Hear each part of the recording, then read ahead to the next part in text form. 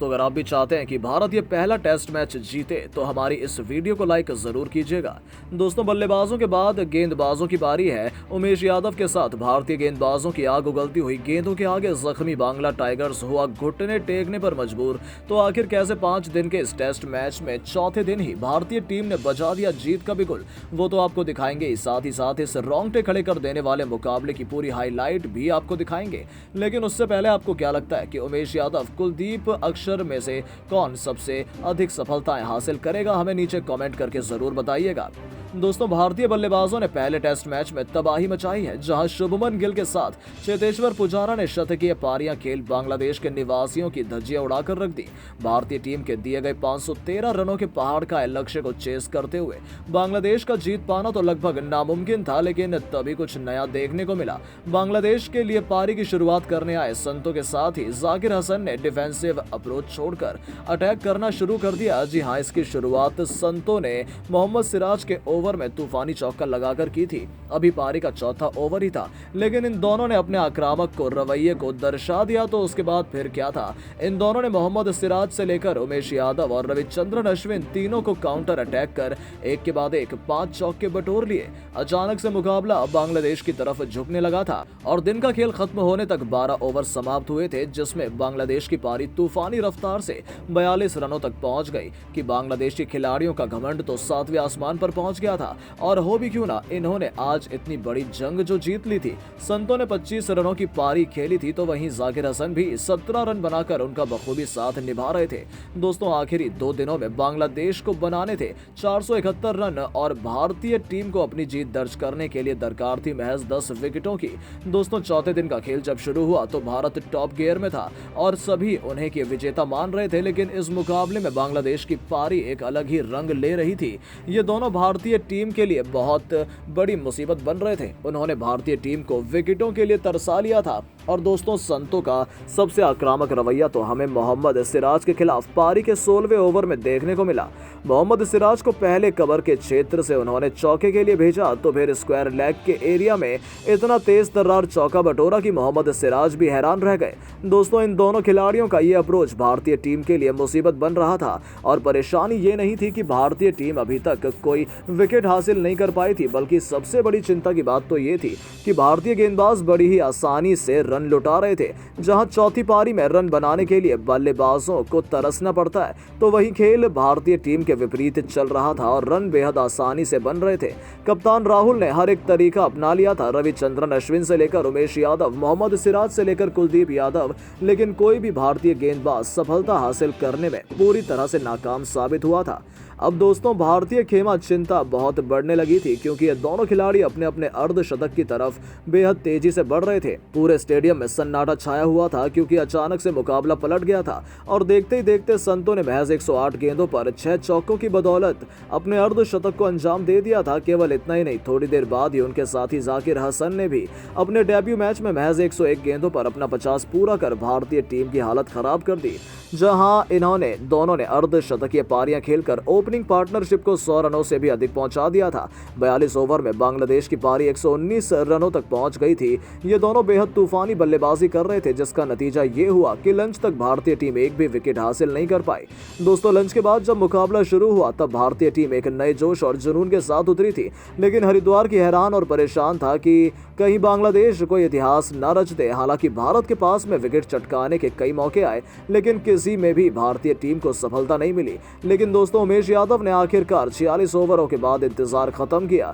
जी हां, आपको बता दें, पारी के 47वें ओवर की पहली गेंद पर शांटो 67 रन बनाकर शानदार बल्लेबाजी कर रहे थे। भारत को पहले विकेट की दरकार थी, तब गेंदबाजी करने आते उमेश यादव वो शांटो को फंसा लेते हैं और गेंद उनके बल्ले का बाहरी किनारा लेकर स्लिप में खड़े कोहली की तरफ जाने लगती है। हालांकि कोहली के हाथों से वो कैच छूट जाता है। उसी वक्त ऋषभ पंत सुपरमैन की तरह बीच में आकर उनसे गेंद को लपक लेते हैं।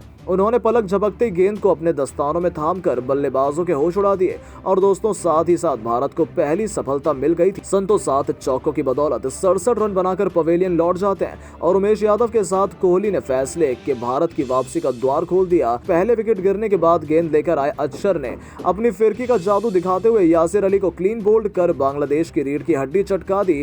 पारी के 50 ओवर में अंतिम गेंद पर अक्षर ने यासिर अली को महज 5 रनों के स्कोर पर पवेलियन की राह दिखाई। बांग्लादेश के 2 विकेट महज 131 रनों पर गिर गए थे। भारत ने वापसी का शंखनाद कर दिया था।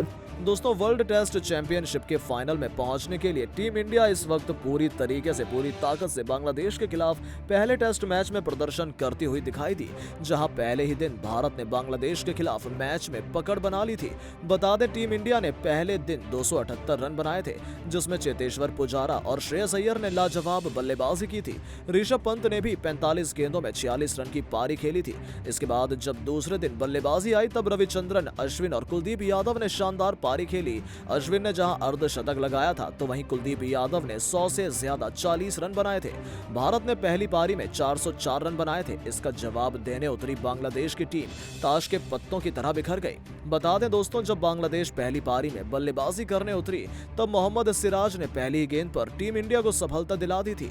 उसके बाद तो बांग्लादेश के बल्लेबाज आते रहे और जाते रहे। मोहम्मद सिराज ने विकेट लेने का श्री गणेश किया था। उसके बाद उमेश यादव ने सफलता हासिल की थी। सिराज ने 3 विकेट लिए और उमेश यादव ने 1 सफलता हासिल की थी। फिर आया कुलदीप यादव के नाम का तूफान, जिसके सामने बांग्लादेशी बल्लेबाज घुटने टेकते नजर आए। कुलदीप ने अपने करियर की एक और सर्वश्रेष्ठ गेंदबाजी करते हुए 16 ओवर में 40 रन देकर 5 विकेट लिए और 8 मैचों में उनका ये तीसरा पंजा था। कुलदीप यादव और मोहम्मद सिराज की दमदार गेंदबाजी की बदौलत भारत ने बांग्लादेश को पहली पारी में केवल 150 रन पर ही ऑल आउट कर दिया।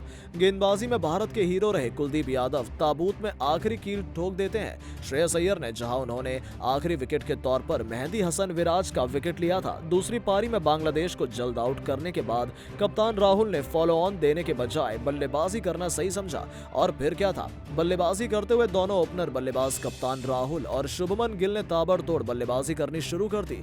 हालांकि एक बार फिर से अच्छी शुरुआत मिलने के बाद राहुल 23 रन पर ही पवेलियन चलते बने, लेकिन दूसरी तरफ से शुभमन गिल ने अटैक जारी रखा और उनके साथ बल्लेबाजी कर रहे थे चेतेश्वर पुजारा। शुरुआत में तो पुजारा बेहद संभलकर बल्लेबाजी कर रहे थे और इधर शुभमन गिल ने अपने टेस्ट करियर का पहला शतक जड़ा था। हाँ, गिल ने महज 143 गेंदों में अपना टेस्ट करियर का पहला शतक जड़ दिया था। बता दें 152 गेंदों का सामना करते हुए शुभमन गिल ने कुल 10 चौके और 3 छक्के लगाए और 110 रन की पारी खेलकर आउट हुए। लेकिन दूसरी तरफ चेतेश्वर पुजारा अलग ही लाइन में बल्लेबाजी कर रहे थे और दोस्तों पुजारा ने तो इतिहास ही रच दिया। विराट कोहली के साथ मिलकर उन्होंने ताबड़तोड़ बल्लेबाजी की नौबत ले आए और जब विराट कोहली के साथ उन्होंने 50 रन की पार्टनरशिप की तो उसमें विराट कोहली का योगदान मैच 16 रन का था। अब आप इससे अंदाजा लगा सकते हैं कि पुजारा किस मूड में बल्लेबाजी कर रहे थे। बता दें अपने टेस्ट करियर का सबसे तेज शतक जड़ते हुए पुजारा ने केवल 130 गेंदों में 102 रन बना डाले और 4 साल के बाद उन्होंने अपने टेस्ट करियर में एक और शतक जड़ा। पुजारा ने 102 रन बनाए। विराट कोहली ने नाबाद 29 गेंदों में 19 रन की पारी खेली। जैसे ही पुजारा ने शतक जड़ा कप्तान राहुल ने पारी डिक्लेयर कर दी। बता दें टीम इंडिया ने 512 रन की बढ़त ले ली थी। उसके बाद राहुल ने बांग्लादेश को बल्लेबाजी करने के लिए कहा और बचे हुए 1 घंटे में बांग्लादेश की टीम ने बिना विकेट गंवाए 42 रन बना लिए। दोनों ही ओपनर बल्लेबाज हुसैन संतो और जाकिर हसन बेहतरीन अंदाज में बल्लेबाजी कर रहे थे। दिन का खेल खत्म होने तक बांग्लादेश में 42 रन जरूर बना लिए थे, लेकिन दोस्तों इसके बाद जब चौथे दिन का खेल शुरू हुआ तब बांग्लादेशी बल्लेबाजों ने अच्छी बल्लेबाजी करनी शुरू कर दी। जी हाँ, ऐसा लगा मानो दोनों ही ओपनर बल्लेबाज दृढ़ संकल्प करके आए हो कि उन्हें विकेट देना ही नहीं है। बता दें आधे घंटे तक बांग्लादेश के बल्लेबाज हुसैन शांतो और जाकिर हुसैन ने भारतीय गेंदबाजों को विकेट के लिए तरसाए रखा। बता दें बांग्लादेश का स्कोर 20 ओवर के बाद 67 रन हो गया था और यहां तक विरोधी टीम ने एक भी विकेट नहीं गंवाया था। भारतीय कैप्टन राहुल की टेंशन अब बढ़ने लगी थी क्योंकि दोनों ही बल्लेबाजों में सिर्फ किसी एक को पवेलियन भेजना बेहद जरूरी हो गया था। उन्होंने अपने सभी गेंदबाजों को ट्राई कर लिया था। दोस्तों आपको बता दें लाख कोशिश के बावजूद भारत को अभी तक एक भी सफलता हाथ नहीं लगी की थी, जहां 25 ओवर के बाद बांग्लादेश का स्कोर बिना किसी नुकसान के 78 रन था। हालांकि दोस्तों, अगर यहां से एक भी विकेट गिरता है तो उम्मीद है इस पिच पर लगातार अंतराल पर विकेट गिरेंगे। तो दोस्तों, आपको क्या लगता है, भारत और बांग्लादेश के बीच चल रहे पहले टेस्ट मुकाबले में टीम इंडिया जीत हासिल कर पाएगी या नहीं? हमें अपनी राय नीचे कमेंट बॉक्स में जरूर दें और ऐसी शानदार खबरों के लिए चैनल को सब्सक्राइब जरूर करें। धन्यवाद।